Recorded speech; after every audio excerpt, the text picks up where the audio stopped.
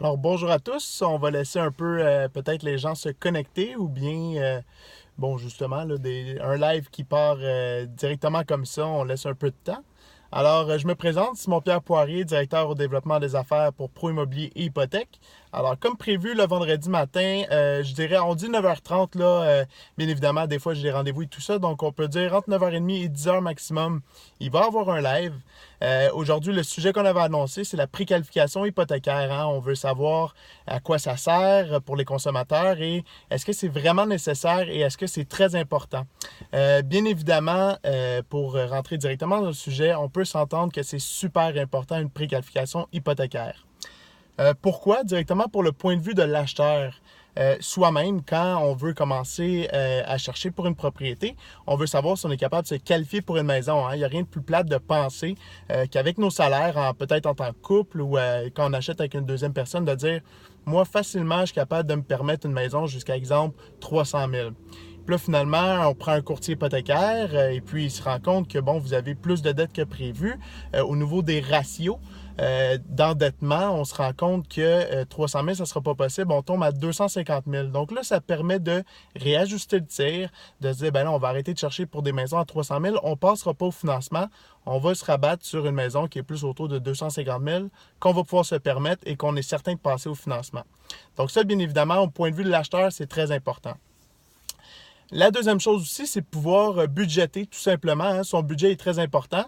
Exemple qu'on dit, on veut mettre 1000 dollars par mois au niveau de l'hypothèque et là, finalement, on se rend compte que 1000 dollars, ça commence à être serré parce qu'il faut rajouter là-dessus l'épicerie, il faut se rajouter là-dessus les paiements de l'auto, en tout cas, tous les paiements qui se rajoutent à l'hypothèque.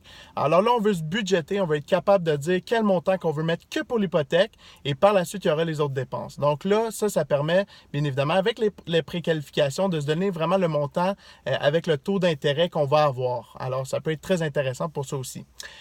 Par la suite, on peut, au niveau des courtiers hypothécaires, qu'est-ce qu'il va faire quand il va faire une préqualification hypothécaire?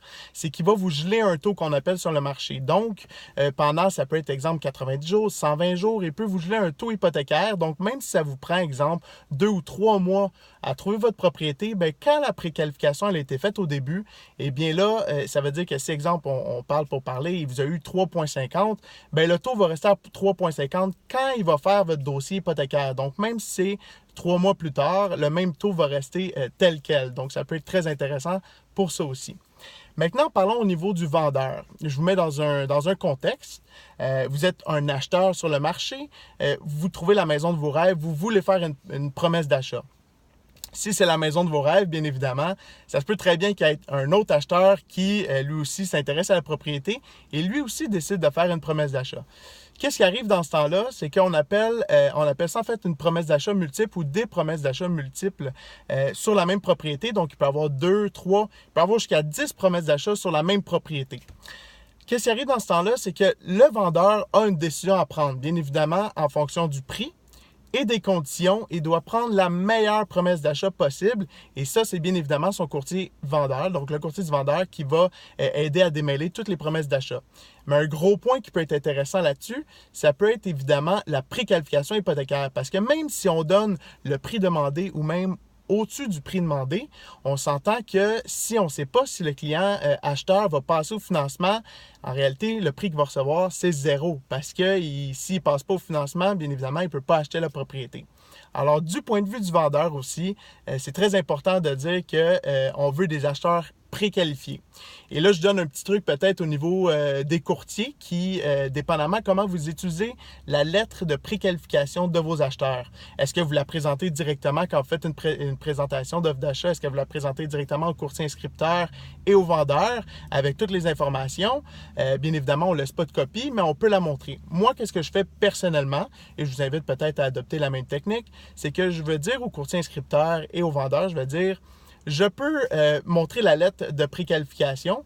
Par contre, puisque c'est quand même confidentiel, on va dans ce cas-là cacher tout simplement le montant pour lequel il est préqualifié.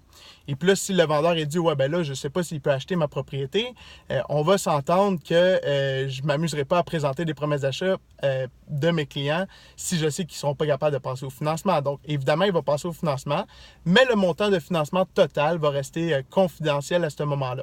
Alors, tout simplement de montrer la lettre de préqualification et puis tout simplement cacher le montant pour lequel il est préqualifié. Donc, on va voir le nom des clients, on va voir que c'est une vraie lettre de préqualification de la banque ou d'un courtier. Alors, ça peut être très intéressant, effectivement, pour le client acheteur, donc pour prouver vraiment qu'il est préqualifié. Alors, je vous dirais que c'est pas mal les points là, à connaître en fait pour la préqualification, que c'est pour l'acheteur ou le vendeur en tant que tel. Ça peut être, en fait pas ça peut être, je dirais que c'est une nécessité de se faire préqualifier. Alors, sur ce, si vous avez des questions, bien évidemment, j'aimerais ça répondre à des questions, que ce soit sur le direct en tant que tel ou sinon, envoyez ça dans la boîte de messagerie directement sur Instagram ou sur Facebook ou directement sur ma boîte personnelle sur Facebook ou Instagram. Ça va me faire plaisir de répondre ça dans les prochains lives. Et puis, on se revoit dans ce cas-là le vendredi prochain à 9h30. Et puis, on va parler, on va choisir un sujet, les sujets les plus chauds, comme on dit.